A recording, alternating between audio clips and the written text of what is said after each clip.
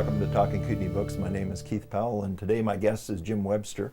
Jim is from Kimberley, and Jim, you're an artist, and you recently have put out a couple of books, so we're going to talk about that. But first of all, I wanted to explore your art, and can you just tell me a little bit about your artwork? My artwork is mainly based on photographs, and I've been taking photographs all my life, and about 4 years ago, about 2019, a friend of mine showed me these little art apps and said, "You like to take photographs, you might be interested in trying out one of these art apps." I played with it and I liked the effect, and since then I've got about half a dozen favorite apps that I like to use, and so I'll take a picture and if it looks like it's got the right components, then I'll start playing with it until I end up with a picture that I'm happy with. Well, I first experienced your art, it was in the gallery at the Friends of the Library in Kimberley gallery, and I have to say it's very striking, very colorful, and very dynamic. Just tell me, how do you sort of choose how the end product is going to look like, or is that sort of part of the process? It's kind of a part of the process, and I mean, the first time I actually created a picture, I was surprised how some of the hidden colors in the picture were brought out, and all of a sudden it became very vibrant. And but I've learned over time by playing with pictures that you need some contrast. You need a little bit of bright color in there somewhere, and it could be just the color of the larch in the leaves. It could be the color in a building, but that seems to really pop out when you start playing with them. And if the picture's too flat, then your end result is going to be flat. Well, I have to say that I admire your photography in that you tend to capture some very iconic sites and landmarks. Fisher Peak seems to be a favorite. Kimberley Community Forest stands out. When you're going out on sort of a photo shoot, do you have these locations in mind, or are you always looking for areas that might lend to your art? We like exploring around the area, but I really do find I like taking pictures in around Kimberley and Cranbrook, and I do have a lot of favorite spots, like if down by the Hoodoos at Bootleg, up on the Butte, looking down the St. Mary's Valley, the steeples. I find that I can take picture after picture after picture, and because of the clouds and the sky and stuff, the effect can be quite different. Right. So tell me a little bit about the camera or the equipment that you use. Well, I used to use like most people who've done photography over the years, I've had a variety of cameras. I've got a big Canon, which now seems to sit in my closet, and I've got a smaller Sony that I've used a lot when I'm taking birds and stuff. But pretty well for the last year and a half, 2 years, I just use my iPhone. Okay. And I find the results are quite good, and it's handy. You can just carry it in your pocket, pull it out, and snap the picture. That's somewhat ironic, isn't it, Jim? You and I are from the generation where we had the major camera, and you were always concerned about not taking too many pictures because you're going to eat up your film. Yeah. And but now with our iPhones, we can take multiple pictures and sort of pick the best of what we've taken. So it does open up a great opportunity. It's a bit of a curse in a way, because it's almost too easy to take pictures. Right. So I'll get home and after a walk, and I'll start downloading, and I say, oh my gosh, I've taken 30 pictures here, and my intent was, well, I'm going to go through and cull these out, but for some reason they never seem to get culled. They just keep getting added to the folder, and I think right now I'm sitting in my over 60,000 pictures sitting in my photos on my computer waiting to be culled. You and a whole bunch of other people, I think. Yeah, no, we tend to take a lot of photos these days just because it's so easy. Whoever thought when we were young, you'd be packing a camera around in your pocket at all times. Yeah. but it has opened up great opportunities for those that like to capture photos. Now, when you take a photo, what's the criteria you're looking for to make dramatic images that you? I took many years ago, I took a photography course at SAIT, and that stuck with me. A couple of things like the rule of thirds, having, don't have your main point of interest right in the middle of your picture, and just sort of getting that right balance to get the right composition. So that's kind of stuck with me over the years. So when I'm out taking a picture, I try and get the balance. I'll try and, like if I'm going to have flowers in it, for example, if I'm out walking towards the butte, I'll try and get the flowers in the foreground kind of standing out, and then the butte in the distance. But I always try and look for that balance, but I also try and look for the contrast in the colors, so that when I start playing with the picture, that color is going to get pulled out and pop.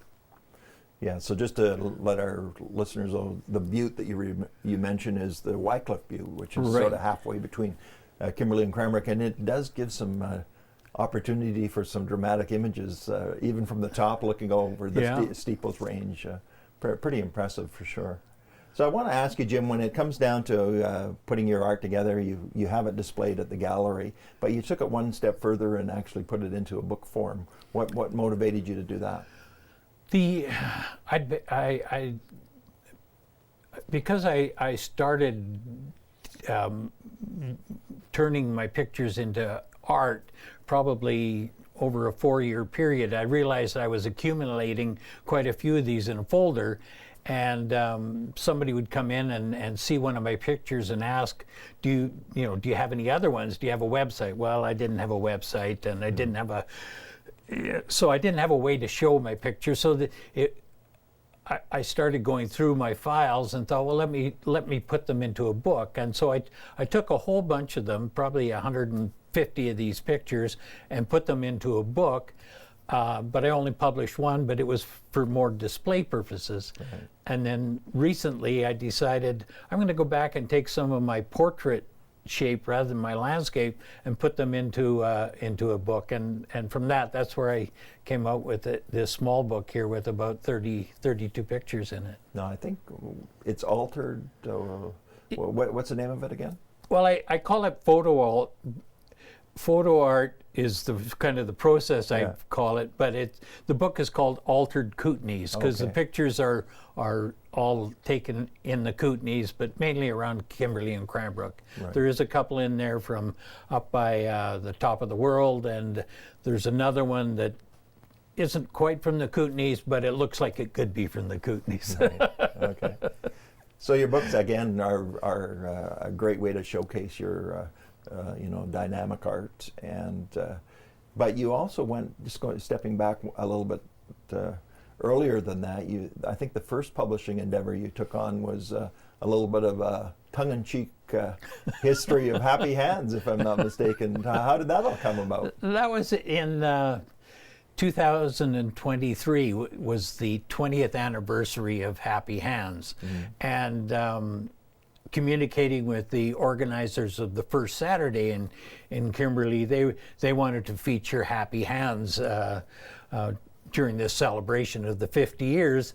And so I went down by the train station there, and they've got a statue of Happy Hands, and I took a picture of Happy Hands, and then I was able to pull him out of that picture, and then I plopped him into a couple of scenes in Kimberley, and like in front of the Aquatic Center, down by standing by Mark Creek. And then I started to play with it a bit more, and I put him in scuba gear, and added a newspaper because he was going to be delivering papers for the Bulletin.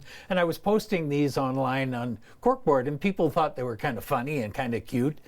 And pretty soon I realized, like, I'd done about 50 of these, and I thought, well, maybe there's a story here to tell the story of Happy Hands' 50 years in Kimberley. Right. And so that was your first self-publishing effort. That was my first self-publishing. And it had a real neat feel to it, and I can see the humor coming through as well in that book. What was your reaction to that first project? Well, the reaction to the individual pictures that I was posting online was, I was kind of blown away from it, because I thought, people are they going to think this is stupid? But people recognized the locations, they recognized Happy Hands, they kind of liked it, and then right about that time they were talking about doing the restoration of the cuckoo clock, and I thought, well, maybe if I did this little book, I could do it as a fundraiser towards the cuckoo clock, and so they all went hand in hand. They all went hand in hand, and so I think by Kimberley standards, it's probably a bestseller. I think I've sold 60 copies. Good for you. Good for you. And it does tell that humorous story. And Happy Hands is such such an icon in the community. The mascot for so many years when it was the Bavarian city of the Rockies, and it's often sort of lamented that he was a little bit forgotten about, but I'm glad to see you brought him back into the forefront again. Well, what was interesting about that is I didn't know how many people would be interested in this book, and so the place that I was getting them published I found online, and I signed up for free shipping. So no matter how many I ordered, if I ordered one or if I ordered 5, the shipping was always included. So I was getting emails from people who lived in Saskatchewan and said, well, we used to come to Kimberley as kids, and we always wanted to see Happy Hands. So they sent me a couple of pictures of them as kids with Happy Hands. So what I started to do was put them in the book. So I'd take say it was a 30-page book, I would add them into the story at the end and alter it slightly and send it off direct to them. That's what you call custom publishing. Custom publishing. So I want to talk a little bit about the gallery and your involvement with the art gallery that's right next to the used bookstore. So my understanding is the used bookstore is run by the Friends of the Library. Is that correct? So how did the gallery come about? Well, we actually call ourselves the Friends Collective now, and but it came about after the bookstore. The space became available at the bottom of the old Mark Creek Mall. There was a church in there. They moved out, and the bookstore moved in. And one day I was going in there to see check out the bookstore, and notice the hallways were quite empty, and a group of us who had first started doing this altered photographs had a show at Center 64 in around 2019. And the show had ended, and we'd still had a whole bunch of pictures that we hadn't sold in the show. And so I'm looking at this wall space, and I knew the person who owned the building, and I said, do you think it'd be okay if we hung some of our pictures as people were going into the bookstore? So she agreed, and so we hung our pictures in there, and slowly over the last period of time, it's kind of expanded, and now we have an old piano in there that is a community piano that people can come and play. There's 15 people in the collective, and we have a variety of work that.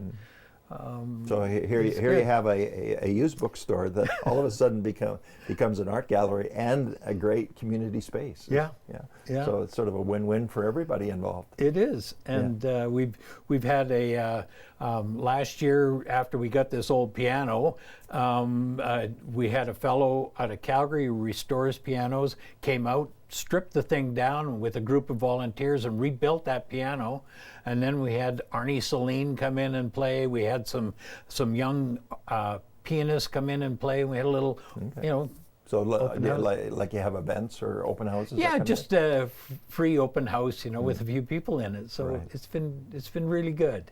Well, you say you're in the bottom of the Mark Creek Mall, they call it now, but that building in itself has great significance and a historical value to Kimberley as well, because started out as the company store, Mark Creek store, and then it became the Hudson Bay Company, and now it's multiple businesses, and as you mentioned, the art gallery and the bookstore downstairs. So It's a great location right in the middle of the Platzel there, and a great community connection for sure. So Jim, you seem to be really connected to the community. You seem to do a lot of volunteer work and so forth. What sort of motivates you to want to be part of that community and help out so much? I think a bit of an organizer at heart, and I like organizing things and see if I like the challenge of putting something together to see if it'll be of interest to people, but I also like it when people come out and to events and participate and have a good time, and it just gives me a good feeling, and I think it's important that we do things that bring the community together and have them. There's a lot of things that people can worry about in the world. It's nice to have things that they can just go out and have a good time. Right. Okay, so let's really talk about your latest self-published work, and that's, as you mentioned, Altered Kootenays. And how many images do you have in the book? 30. 30, okay. Actually 32, yeah. And you said you have hundreds of photos. I want to know how you got it down to 30.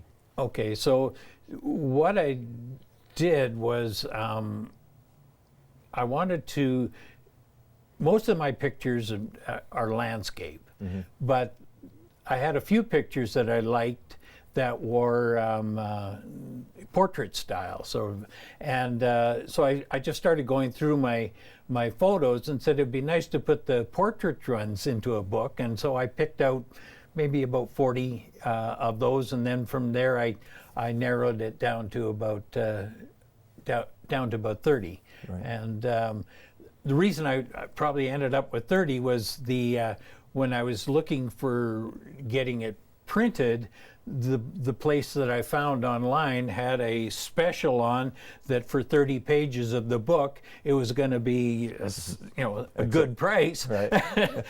And for every 2 more pages it was going to be a bit more, right. But more than just the individual price by doing 30. So I thought, okay, 30 is a good number. Right. So I have to admire the fact that you use the iPhone, you take the technology, you come up with your photo art, and then you go online and you get it printed. And it's sort of on-demand printing. You can order as many copies as you want, right? Or as few copies as you want. So that gives you a tremendous amount of flexibility. Yes, exactly, and that's what I kind of like. I'd always thought it would be interesting to maybe do a book, but the thought of publishing 500 books or 1,000 books and then having 995 of those sitting in my basement in boxes never really appealed to me. So when I saw this opportunity where you could actually order them on demand, I like that, and that way, if there's interest, then I can order a few more, and that's how you did the Happy Hands book, right? Yeah, Happy Hands book. I think I started off with maybe 10, and then people were asking for them, and then I went to the First Saturdays and Marysville Days and had a booth there, and sold some. So I kept ordering, and then I think I was up to about 60 at the end that I did. So Jim, you talked about the fact that you've taken a few photography lessons or courses over the. Have you ever offered to teach others to sort of take your technique and use it for their own photography? Well, it's interesting you say that, because I found that when I got into this, I said, well, this. If you spend a little time with this, anybody could do this. Anybody could take their pictures and play with them and alter them. And what I've found is I've been surprised that not more people do that kind of art. And I have had people come into the gallery and say, I really like your technique. How do you do that? And I'll stop and I'll show them how I do it. And we'll play with a few pictures. And I've actually gone over to some people's houses and shown them how to do it. But I've never seen the market flooded with my kind of art, which is good for me. I mean, it still makes my stuff kind of unique. Right. In fact, I went to an art they have a Moss Street market in Victoria every year. Okay. And there's 150 artists all the way for about 3 kilometers on this street. And I went looking, and there wasn't one person that was doing my type of art. Okay. So you've got a little bit of a niche, and Yeah, something that's I unique. seem to, So- yeah. Sure, don't tell anybody. I know. So when you actually print out a print, do you actually print it on a certain kind of paper, or how do you make sure that image is reproduced exactly how you want it to be? I found well, I've done a couple. I mean, I've done some actual prints where I've printed them on photo paper. Right. But I found a canvas company, a company that will print onto canvas, and I've been using them now for probably 4 years, and I'm really happy with the quality that they do. It usually takes a couple of weeks for an order to come in. Their pricing is good, so I can offer my pictures at a reasonable price. Mm-hmm. And So do they come in framed, or do you frame them yourself? no, they come mounted on a frame, and all I have to do is put the wire on and hang them on the wall. So so it's great. And they can offer them in a 3/4 inch thick frame or an 1.5 frame.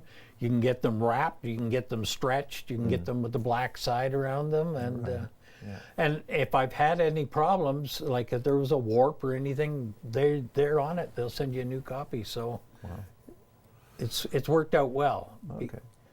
So I'm going to go back to the fact that you have a unique style. I'm going to ask you, do you have any tips for aspiring photographers, artists? I think the tips are you want to look for something that interests you. Mm-hmm. You want to be kind of always keeping your eye open for an interesting shot, and don't be shy about taking pictures. And if you, it's not like you have to pay to get it developed anymore. So take as many pictures as you want and go through them. But when you start to go through them, like if you go online, there's art apps, you can load them onto your phone. Try a couple and see it, because sometimes you'll have a picture and say, well, that's kind of okay, but once you actually run it into that art app, you'll be surprised what pops out. So you got two books under your belt. Let's talk about the future. What are you working on now? What are you planning for the future? I've always wanted to do a book about historical maps. I like old maps. I like interesting maps. I've been reading the journal of Peter Fiddler, who was a surveyor with the Hudson Bay Company, and seen some of his early maps. And I thought it would be interesting to do something with early BC maps, in the Kootenay region. But the other project that I've actually done is I've collected a history of maps of the island of Barbados in the West Indies. Now there's a change. Yeah, that's a real change. Going back to the 1500s, early Portuguese map in the early 1500s, all the way through to the mid 1900s, and the history and the detail in some of these maps is totally fascinating to me, and I'd really like to be able to. I've thought about taking them and putting them into a book. Right now, I have them on a website. There's a historical website that tells stories about Barbados, and they're all on there with the detail. But I'd like to take those and then put them into a book. So the obvious question, Jim, is why maps? Like, what is it that appeals to you about maps? I got into the sport of orienteering probably 1978 or something. So how many years is that? It's a lot. Yeah. And I just found that I liked the maps. I liked trying to understand the maps. I liked navigating. And then recently, in the last few years, I've found myself looking at some of these old maps, old historical maps, and wondered, well, how did these guys, You know, they didn't have aerial photography or LiDAR. How did they actually make these things, and how did they make them so accurate? And just reading books about how the early mappers made these maps, and it's kind of got me really focused on the old historical maps. Well, you know, the Kootenays has a great connection to maybe what I call the greatest map maker, and that was David Thompson. David Thompson was known for his maps as he mapped Western North America, and many of his maps hang in, you know, the archives in Ottawa and so forth. But, you know, when you look at them, they tell such a deep story, and they're very rich in detail. And just talking about maps, I recently had an opportunity to look at a map from Lumberton, which is just out towards Moyet. And, you know, at that one point in time, that was a booming little community. All the streets were, you know, mapped out and laid out in a grid and so forth. And just looking at a map, it's, you know, you can sort of visualize the whole community. And it does give you a nice snapshot of what must have been at one point in time. Because when you walk through there now, there's really nothing but bush and whatever. But the map sort of tells you that it was a very dynamic community at one point in time. Yeah. So when you talk about future and maps, what kind of time frame are we talking about? I think I'm not sure about the time frame. I think the first thing for me to be able to do is figure out how am I going to put this into a book form. Right. And I'm sort of learning that I use Pages, which is sort of like Word, and they have a book template in there, and I did that with the Happy Hands. That's how I did the Happy Hands book. So now I'm wanting to try and bring the maps into that, then look at a way that I can have the picture of the map, but also have a description of, you know, how the map was made, or who the cartographer was. So possibly you might be looking at a larger format book. Is that? That's what I'm thinking. You know, otherwise it's hard to read. Right. Yeah. Well, good. I wish you all the best on that project. It sounds fascinating, and it would be a wonderful addition to the historical value of the Kootenays if we, you know, had a book like that about historic maps of the area. So, Jim, lots of creativity. Is that something that you've always been interested in, showcasing your own creativity? Not really. It wasn't until I started to do the. I mean, I've always sort of been doing things, but I never really showcased anything. And it wasn't until I started printing some of these on canvas and realized that that people kind of like the pictures, that I've been doing more sort of self-promotion of the work I do. And right. So it sort of opened the door of creativity for you. Yeah. Good for you. So if someone was interested in either your Happy Hands book or your Altered Kootenays book, tell me where might they pick up a copy? Well, they can contact myself, or they can go into the Friends Collective down by the bookstore in Kimberley there, and they'll either be books there, or they will be able to you know, tell whoever's on volunteering that day that they're interested in the book, and they'll contact me, and we can get them a copy. Sure. And you sell online too? No, I don't have them set up online as such. But people could email you. Or yeah, they can email me, definitely. Yeah, if they want to email me or phone me or whatever. Yeah. Right. Okay, good. Well, it's been great to have you as a guest today, Jim. It's been really interesting to talk about iconic images that you produce of the local area, because you capture the flavor so nicely in the area. Congratulations on the 2 books, and we look forward to your future projects as well. Well, thanks very much for having me in. It's been great. Good. My name is Keith Powell, and this has been Talking Kootenay Books.